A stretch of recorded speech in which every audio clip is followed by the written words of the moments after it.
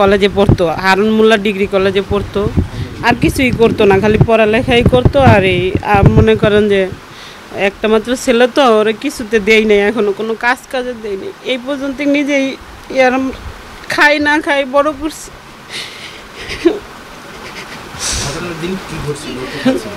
ঘটনার দিনও আমার বাবার কাছ থেকে টাকা নিয়ে সকালবেলা বের হয়েছে, আর 5টা বাজে মনে করেন আমার কাছে খবর হয়েছে মমিন গুলি খাইছে। তখনও আমি মনে করছি একটা মানুষ গুলি খাইলেও বাইসে থাকে, সেই আশায় ছিলাম। কিন্তু 6টা বাজে 7টা বাজে ওর লাশ চলে আসে। ওর বন্ধুরা বলে, আন্টি আপনি চিন্তা করেন না, মমিন ঠিক আছে। কিন্তু মমিন বন্ধুরা তো জানেই মমিন মারা গেছে। 2 নাম্বার গুলি খেয়েছে, 2 নাম্বার গুলি খেয়েছে। আমি ফোন দিয়েছিলাম যে তুমি কই আসো, বাসায় আসো, এই জন্য ফোন দিয়েছিলাম। পরে ওর বন্ধুরা ফোন ধরছে, ধরে বলে আন্টি মমিন গুলি খেয়েছে। তখন আমি বললাম যে গুলি খেয়েছে, ঠিক আছে, আমার মেয়ের আমি কান্নাকাটি করতেছি।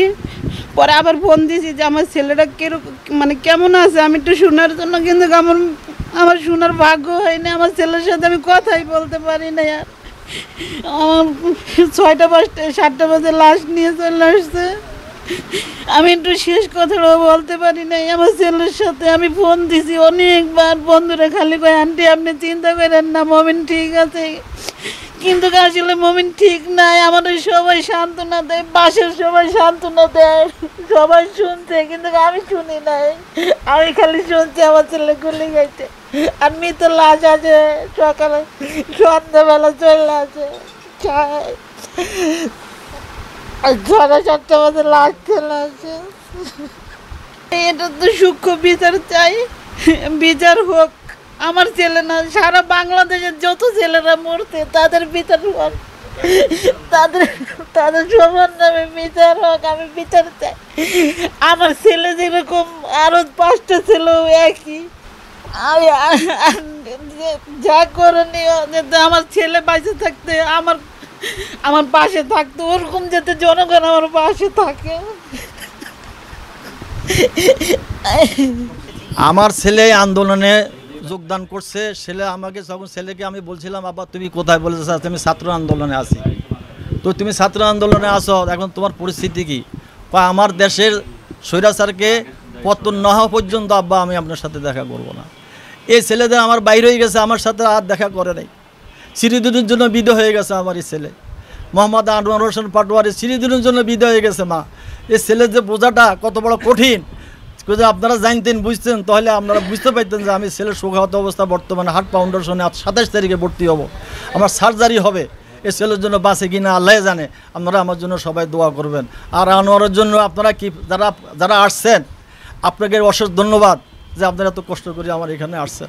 এটাকে আপনারা ভালো করে বিশ্বের কাছে ধরাই দেবেন। স্বৈরাচার সরকারের বিচার চাই আমি।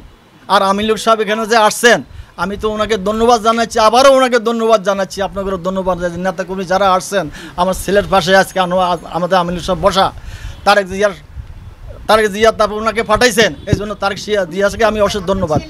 আমার ছেলে ব্যবসা করতেন, উনি কম্পিউটার ইঞ্জিনিয়ার ছিলেন। বর্তমানে উনি ছাত্র আন্দোলনে চাকরি না পাইয়া বলতে, আমি তো চাকরি পাই নাই, কিন্তু বর্তমানে কোটা আন্দোলনের ছাত্রের সাথে আমি ঐক্যবদ্ধতা এবং দেশ স্বাধীন করব। স্বৈরাচারকে এই দেশ থেকে আমরা দৌড়াবো।